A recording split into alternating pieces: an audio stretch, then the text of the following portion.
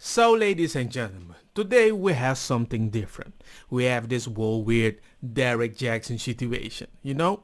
So Derrick Jaxn is like a guru. He gives advice to women, how men are, how he repairs the relationship with his love of his life because there were mistakes in the past, and all these women are like, he was always somebody that I liked simply because I knew he was a married black man to a black woman. Like, he is a black man who looks the good.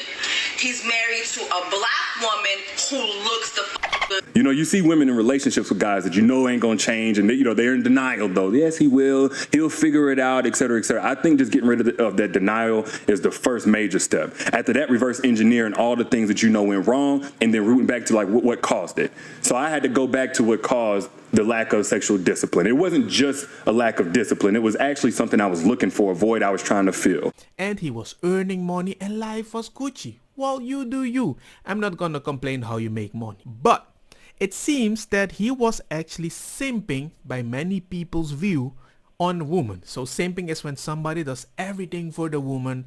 So when a woman says, well, why doesn't he give me any attention? And he comes back, well, that's because he's thinking about his ex-girlfriend. He isn't ready. And he has all these weird excuses. Like one time he said, I don't pity the people that has been funky everywhere and they marry, right? And when they marry, he's like, you know what? It's hard to be faithful. I don't have sympathy for you. But let me say this. I have no sympathy for a man who finds it to be difficult to be faithful after being in a promiscuous lifestyle, and neither should you. Nobody told you to be promiscuous before the relationship, and nobody made you be monogamous with just her. You don't want her? Let another man have her. Simple. But the truth is, you've probably been cheating months before you actually put your dick in her.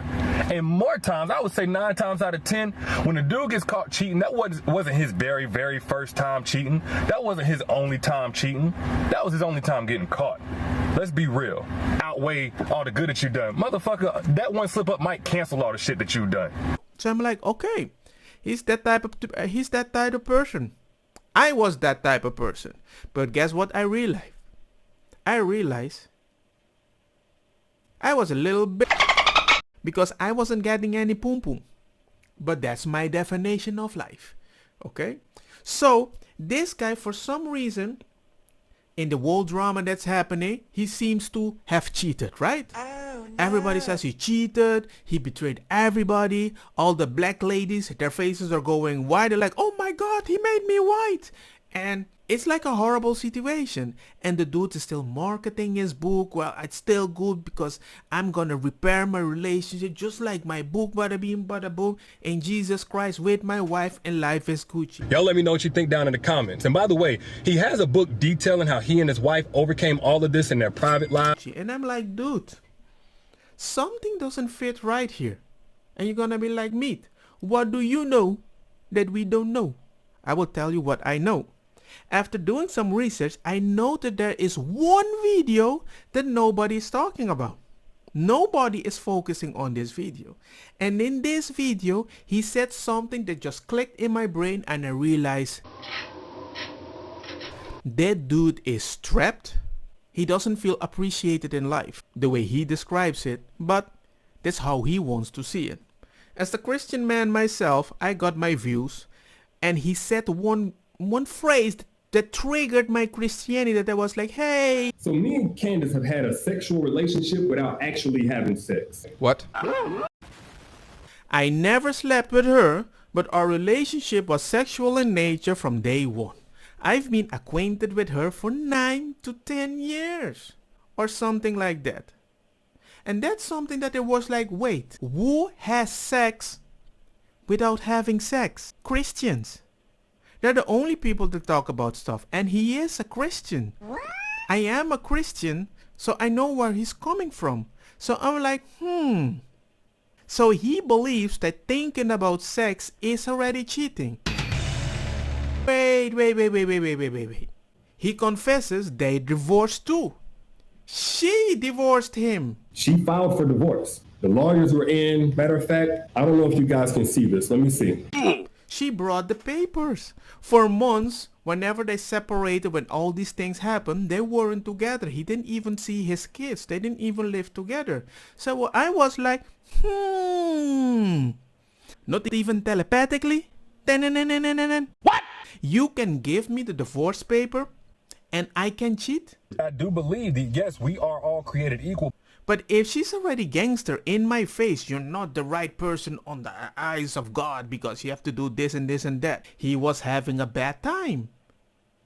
A bad time because he was going through a weird depression, and I keep telling him, yeah, because you're not dedicating your life to God, because it's only your words, but you're not your soul. And he said, D, the reason why you're not happy, the reason why nothing is lining up the way that you want it, is because you verbally gave your life to Christ, but you didn't submit your life to Christ. So he was going into a weird depression. He's like, hey, this isn't fair. If I give my life to Jesus, life should be Gucci, which is the biggest lie that it's never written like that in my experience. But guess what? I was surprised that she can go to him, say that I'm divorcing you, have a little fun time, mentally, if that's possible, you know, which some people believe. Hey, if you believe it, hey, everybody believes what they want, right? What the heck is happening with these people? It doesn't make any sense. It's like you come to my house, you pour gasoline over it, and you're gonna tell me, well, I didn't burn it, so you couldn't assume I was gonna kill you, slowly, barbecue you. I'm like, dude, you can't give me a divorce paper and then expect me to stay Gucci, right? Am I wrong to believe that? Is it right that somebody's like, hey, you were thinking about those stuff? You cheated. I'm like, wait. So you trapped the guy in a situation that you pushed him away?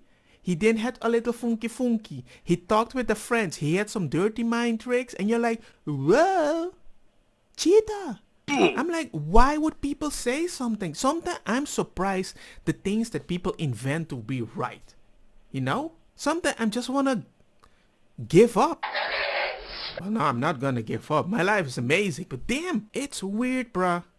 It's super weird. And look at him holding the hands of the wife with that super gangster dead face without freaking emotion. I'm not sure if she's like that.